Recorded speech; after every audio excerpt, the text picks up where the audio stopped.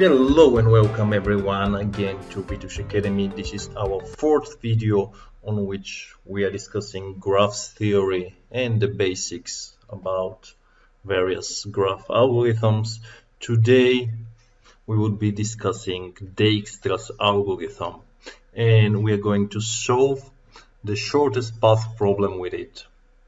And for the final, we are going to make the graph tell us the correct answer by dynamically renaming the edges of the graph.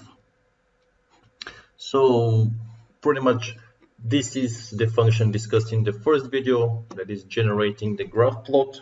I'm just going to load it once here in Jupyter Notebook, and it is loaded. You can copy and paste it from the previous video, or you can copy and paste it from here.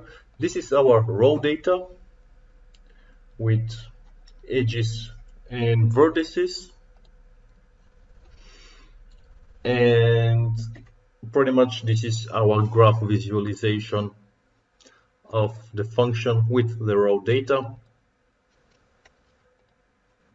A to P is the road that we would try to connect.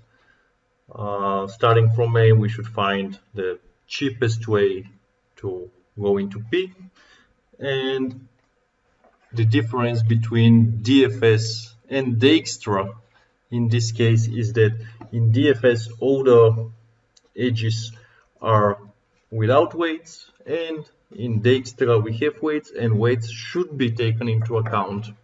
So yeah, we'll be writing Dijkstra from scratch. We need heapq for our priority queue, so we are going to import it here. Import heapq like this, and we would be tracking the cost so far, and not exactly as in BFS and DFS, just the visited edges and nodes. I mean, this is an edge and this is a node, so we only visit nodes. And every time we visit a node, we would just make sure that there is not another one that is cheaper to be visited on these prices here. So obviously with this graph it is visible which is the cheapest road, but we have to prove it, and that's why we need Dijkstra. With BFS, if you remember, we went B, E, F and then P, just because we didn't pay attention to the weights, because BFS doesn't care about the weights. But in the real world, you should care about it. Okay, so as I mentioned, Dijkstra always answers the question, is there a cheaper way to get there? So let's write our function from the beginning. Solve Dijkstra. And we're gonna keep the data, and we are gonna just write pass so far. But no, we are gonna continue. Lines equals data.strip, just to get this data into something, and we're gonna split it by new line.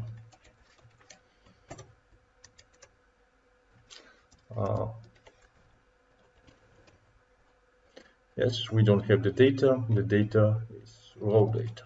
Okay, so just for our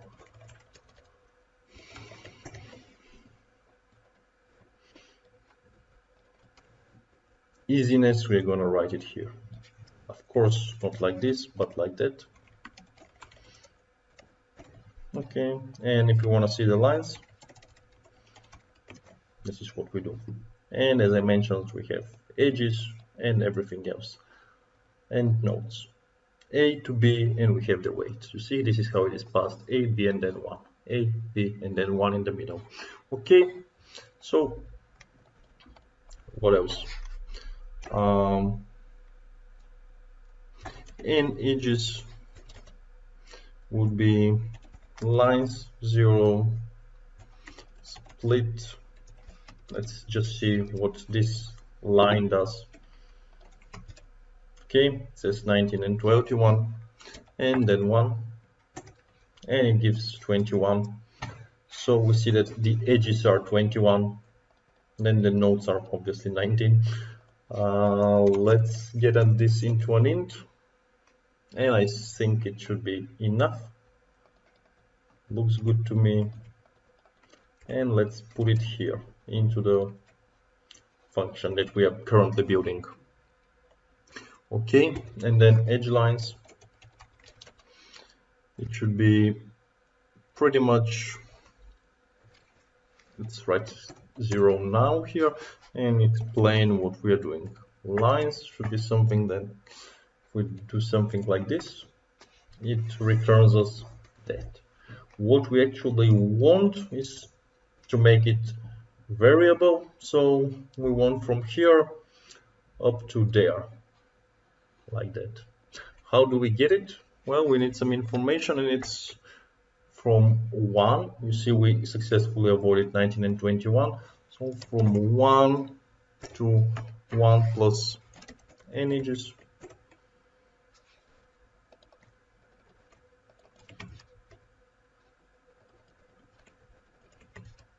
Yeah. This is what we got. And I remember X, Y, and Z were the last one. You probably remember this code from the previous one, but from the previous video, but I don't want to take it for granted, so to say. Okay. What do we have? And of course we have the start and the end of the lines. Let's see how to get them. A and B equals lines, so to say, lines minus 1 split, and we are going to get A and B. Let's see how it is going to be. And of course this comma should be a dot. A and B. Yeah, this is how it is. And then we write start end. Yeah, fair enough. And this here should return a list with 2 positions. Great. So let's build our graph. I'll be building it here, then I'm going to add it to the function. So the graph is going to be a dictionary. And I'm just going to copy this so everything is visible and we don't have to redo it. Okay, so for each line here in edge lines, just give pass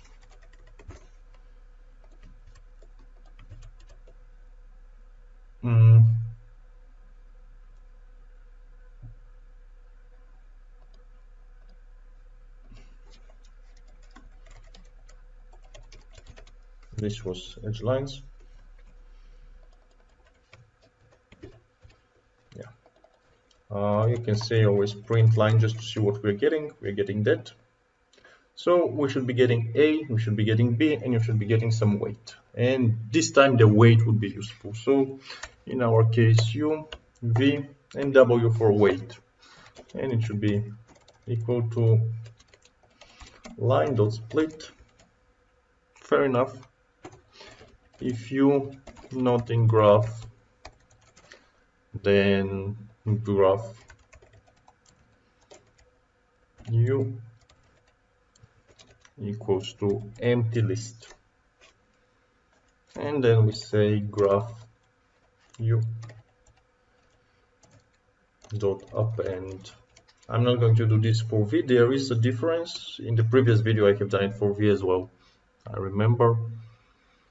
Yeah, what are we going to append? We're going to append the tuple and the int double, and it expected end of line while parsing. Unexpected one.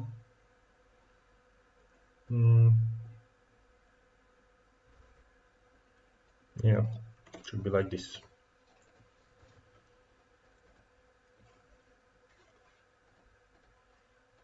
And then like that, and like that.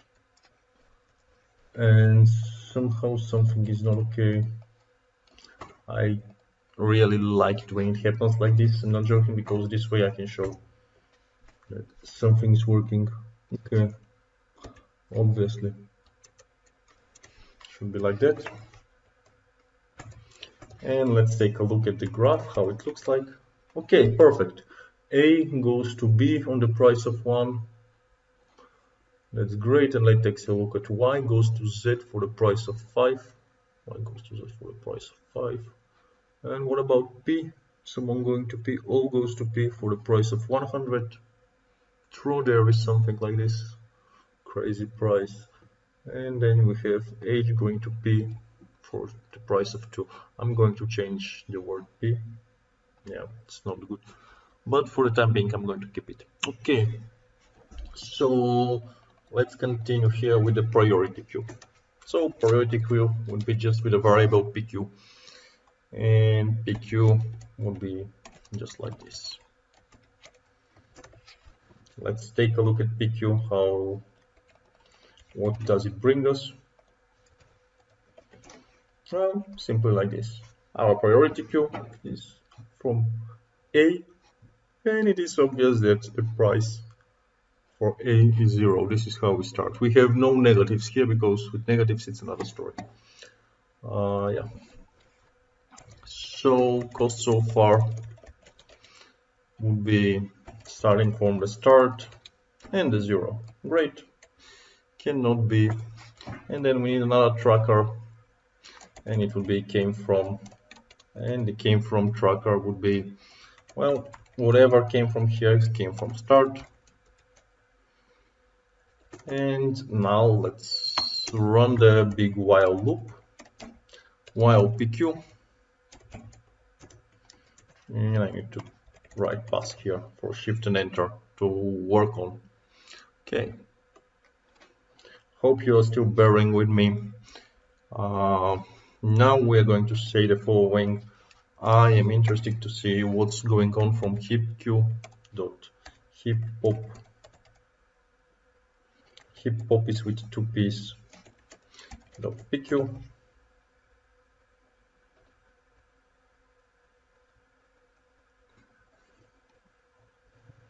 Okay, let's get something like this. And I understand, because we have PQ like that. Okay, return. Just stop everything. Yeah, don't write pass on a while loop, just for having it fun. It's not fun. Return outside of function, well, PQ.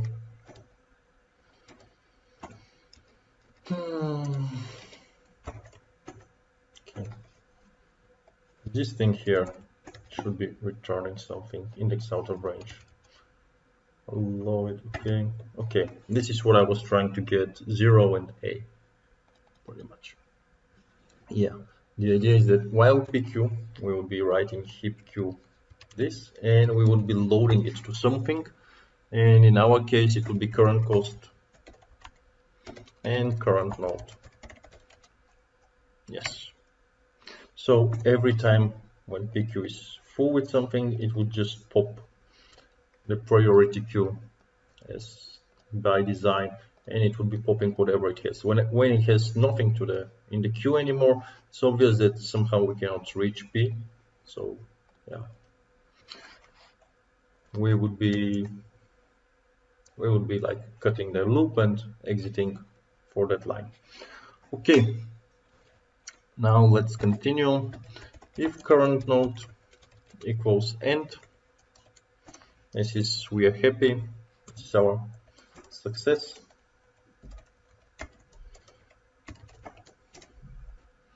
And we simply break the PQ loop, but we continue because it could be not the cheapest one, obviously, could be something else, and we are interested in the cheapest one.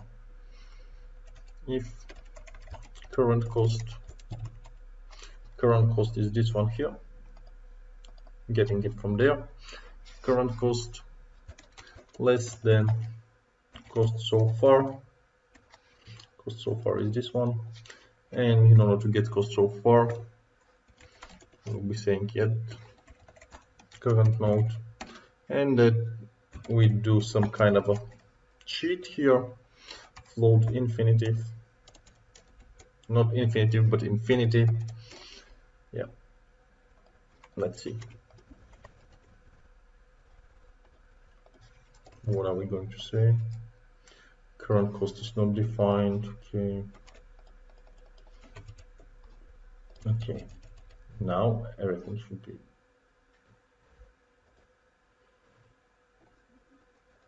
here. Okay. Once more. I'm just trying to show. Yeah, you see, this thing here makes a comparison. Whichever is like smaller in our case, it gives it. This is how it works. Yeah, that's why we have infinite here. And the idea is, if we have a problem here with none or something, then it will not explode, but it would give us a value. Yeah, I'm just thinking Control Shift and nope. Okay, Control Shift and backslash is the shortcut to do this magic. Control and backslash, Control Shift, and just Control and backslash to do it back. Yeah, of course it's not pass here, it is continue. And now I'll use n as a neighbor. Wait, I always have to check these words. Neighbor wait in graph.get current node empty list. So we have a new cost, and we are always sure that the current cost is less, because if it was not less, we would have gone to the next one. But here we are in the success scenario, in the cheaper scenario, so to say. Yeah, success and cheaper, they are related. So new cost equals current cost plus wait. I'm just pressing tab. Okay. And now let's take a look at the whole tab, at the whole path. I'm sorry. If the new path is actually better, let's record it. So if new cost less than cost so far dot get neighbor, and that float that I just explained you about, infinity, not infinite, cost so far, we are just rewriting it with the new neighbor equaling new cost. Of course we need to know where did we came from, so we can backtrack it. And as I said, n is a neighbor, current node. And now heapq dot heap push. Yep, priority queue, and we put this information here as well. New cost neighbor. Okay, and so far so good. Just explaining what this heapq heap push does. Obviously it pushes in the priority queue this information here. Shift and enter, and if you want to understand what a function does, you can press always Shift and tab, and this is the signature that you get. And yeah, it's kind of useful. Push item into heap, maintaining the heap invariant. Built-in function or method, great. And we only push one item, this one is a tuple. Okay, so far so good. At the end, what do we need to do with the Dijkstra is that we need to reconstruct the path. Let's do it here. Reconstruct. Okay, I'm not going to write it, just giving the path like this. and the path is like if end in came from. This means everything is okay, so current goes to end, and now while current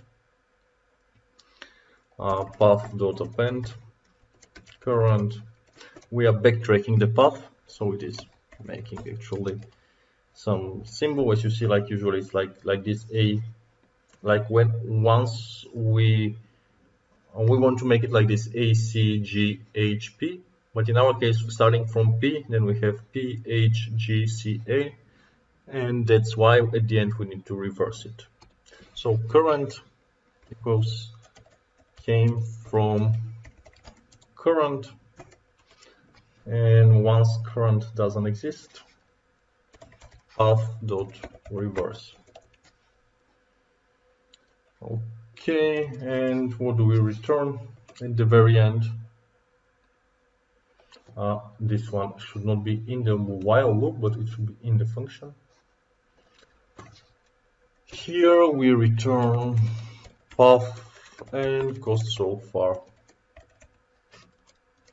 And we are not in a function, so let's go there.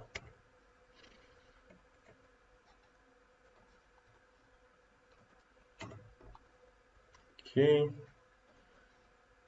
And this goes like this. Let's see whether the function would complain. Yeah. Let's run everything. I'm just deleting this one with 2Ds actually. This is the shortcut to delete.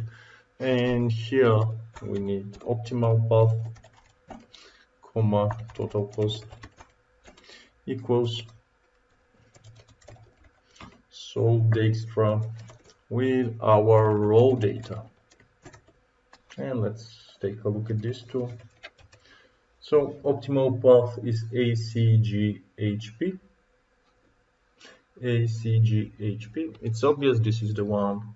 And our total cost, this is the cheapest one to go to the corresponding places. Yeah. You see that these ones X, Y, and Z, we haven't reached them, so they're out of reach. And so far so good. Yeah, we can finish the video here, but we will not, because I want to give a bit more information and a bit more interesting fancy functions. So we have the path ACGHP. It's a great path, but we want to visualize it. I mean, we want to make sure that here it's not just something like this and you always have to think, hey, it's this one. We want to make sure that it's obvious from the first glance which is the shortest path.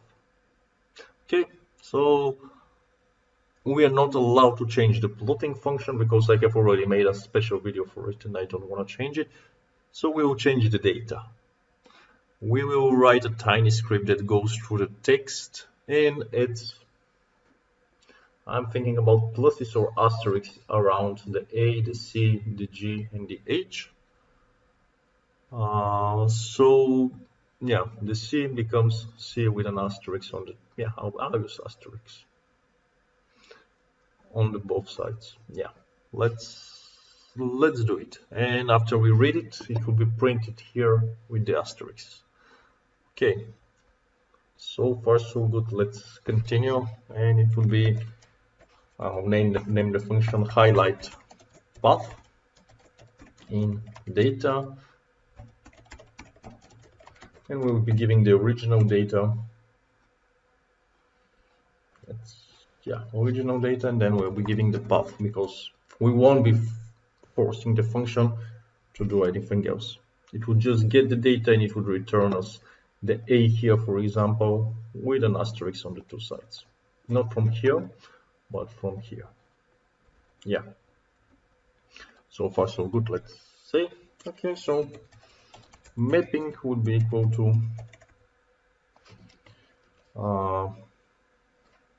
node, and then F, and then node for node in path.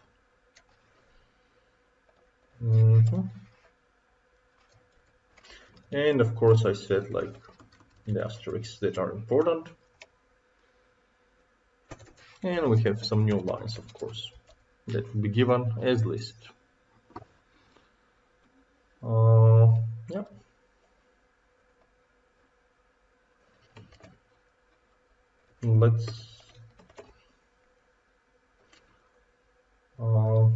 I'm just thinking, can we say here mapping? Yes, we can. Mapping equals key optimal path. It never works the way I want it to work, but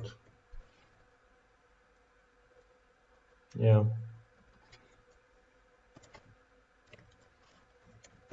Yeah, now it should be okay. I used some kind of strange word. Okay. See, A is A star, C is C star, G is G star, H between two stars, and P with this one. So the idea is we would be having this, and wherever we find A, C, G, H, or P in our original data here, we will be replacing it. Yeah. So far, so good. And now the fancy look forward in parts. Yeah, I just need to do this. Yeah, sorry. For word in parts, if word in mapping, and it only checks, of course, the keys. That's the fancy thing of Python. In VBA, it would have been a nightmare. If word in mapping, new parts dot append mapping word, great. And else new parts dot append just the word, nothing else. And then we have some new lines where we will be appending everything with a join. New parts. Okay.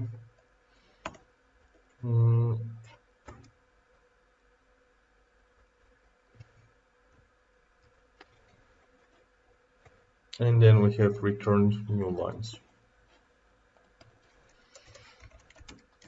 And I have a feeling that this will not work because I just missed a loop. Let me see which one. Join new lines. I have missed the initial one. Here, full line in original data dot strip dot split by a new line. You remember this one from somewhere, and it's split, and then parts is equal to line dot split.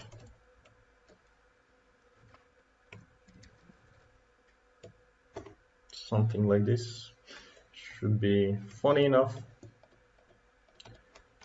Yeah, let's take a look. And then we have what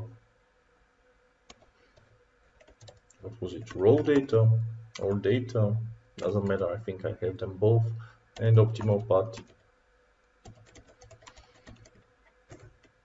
u, original data is not defined.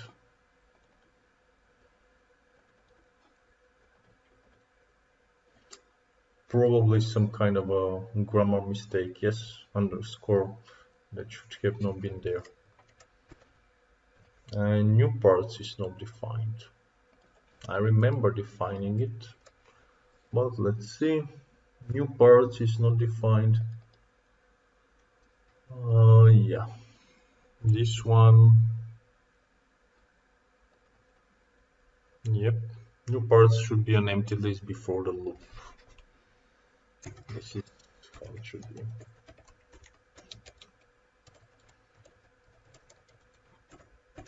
Okay, great. And now let's see. I think like we have A, we have C, we have H, we have P. We have a lot of these. And that's actually good, because we only have A, H, P. and G and C. A, H, P, G, and C. Yeah, should be working. Yeah, let's even do this.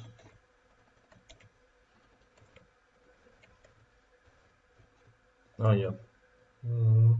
Anyway, let's take a look at how it works. Or we can just print between the 1st and the 10th. Yeah, it's okay.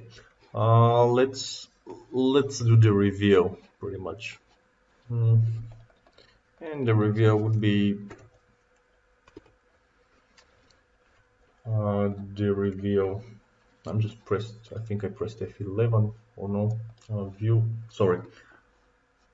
Toggles and mode. So Fig would be generate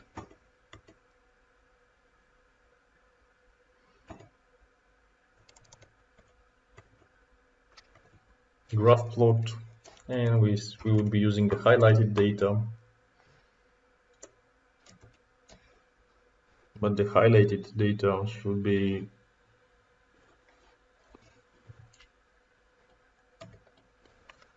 code first, so highlighted data will be highlight pathing data, and then from here raw data, comma, optimal path, and doesn't like something, lines, strip split, probably I made a mistake somewhere, strip split. Okay, function object has no attribute. Okay, where are we? Generate graph plot.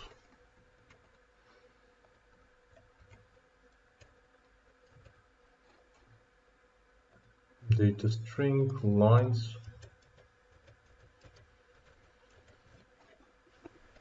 Okay.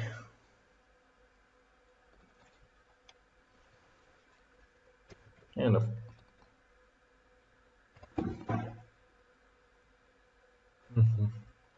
That's kind of strange. Highlighted data.